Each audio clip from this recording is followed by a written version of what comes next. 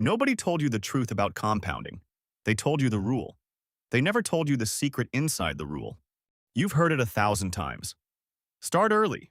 Be consistent. Let time do the work. You nodded. Maybe you even opened a Roth IRA or threw some money at an index fund. And somewhere in the back of your mind, you thought, okay, I'm doing the thing. I'm compounding. But here's what nobody warned you about.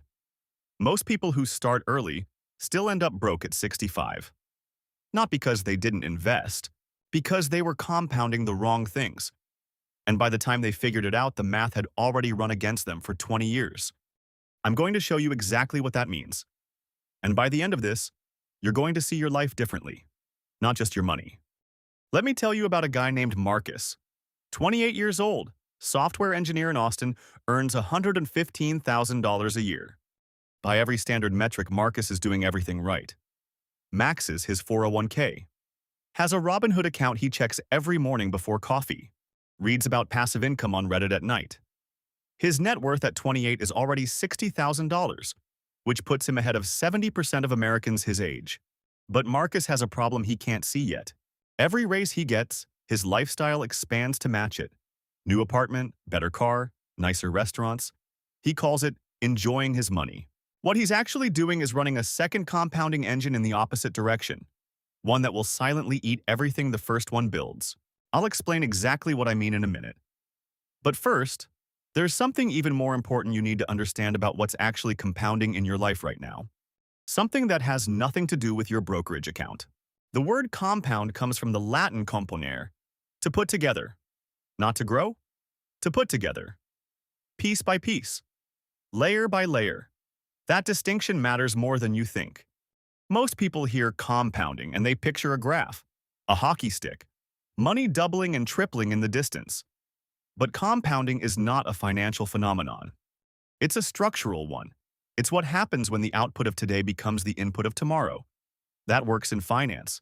It also works in biology, in skills, in habits, in relationships, in reputation, and in the story you tell yourself about who you are. Morgan Housel wrote something in The Psychology of Money that most people underline and then forget. He said that $81.5 billion of Warren Buffett's $84.5 billion net worth came after his 65th birthday. Buffett didn't get rich because he found better stocks than everyone else. He got rich because he started at age 10 and didn't stop. The engine ran for 70-plus years. The returns in the final decade swallowed every decade before it. That's not an investing lesson. That's a physics lesson. And physics doesn't care what you're compounding. It just runs the math. So the question isn't whether compounding is working in your life. It already is. The question is, what is it working on? Here's what's actually compounding for most Americans between 25 and 45. Their identity as a consumer. Every year, what feels like a normal standard of living quietly expands. The car that felt luxurious at 26 feels inadequate at 32. The apartment that felt like an upgrade at 29 feels cramped at 35. Behavioral economists call this hedonic adaptation. It's compounding in reverse. The faster your income grows, the faster your baseline resets, and the further away financial freedom gets, even as your salary climbs. And the brutal part, it doesn't feel like a trap. It feels like success. That's what Marcus didn't see. Every lifestyle upgrade he made was a permanent withdrawal from his future. Not a one-time cost, but a recurring one. Because now he needed to maintain that life. That car payment doesn't compound down. It compounds up when he upgrades again in 3 years. The gap between what you earn and what you need to maintain your life, that is the engine of wealth. Not your salary, not your stock picks. The gap. If your gap is $500 a month, you are compounding $500. If your gap is $3,000 a month, you are compounding $3,000. Everything else is noise. Now, let's talk about the thing compounding can build that money alone, never will. Skills compound differently than money, and they compound faster in your 20s and 30s than at any other point in your life. A person who spends their late 20s genuinely mastering one high-leverage skill, sales, code, communication, capital allocation, is not just learning a skill. They're installing a machine. That machine produces income, yes, but it also produces credibility, which produces opportunity, which produces decisions that produce income at a scale the original skill never could have predicted. A 32-year-old woman I know started as a freelance copywriter at $25 an hour. By 34, she understood direct response marketing deeply enough to consult. By 36, she had equity in 2 companies she helped grow with her words. Today at 39, she doesn't write copy anymore. She builds marketing systems and takes a percentage of revenue. Her skill compounded, not into a slightly better version of what she started with, but into something structurally different and exponentially more valuable. That's what James Clear is actually writing about in Atomic Habits, when he talks about systems over goals. A goal is a destination. A system is a compounding machine. Goals plateau. Systems accelerate. The wealth gap in America is not really an income gap. It's a compounding quality gap. 2 people can earn identical salaries for 20 years and end up in completely different financial realities, based entirely on what they chose to run their compounding engines on. Here's the pivot that changes everything. Most personal finance content talks about compounding as something you set up and then wait on. Open the account. Pick the index fund. Set the auto deposit. Check back in 30 years. That framing is not wrong, but it's incomplete in a way that quietly destroys people. Because it treats compounding as passive. And wealth, real, generational, structural wealth, is not passive. It's directional. The wealthiest people you will ever meet are not people who set things up and waited. They are people who chose what to compound with intense deliberateness.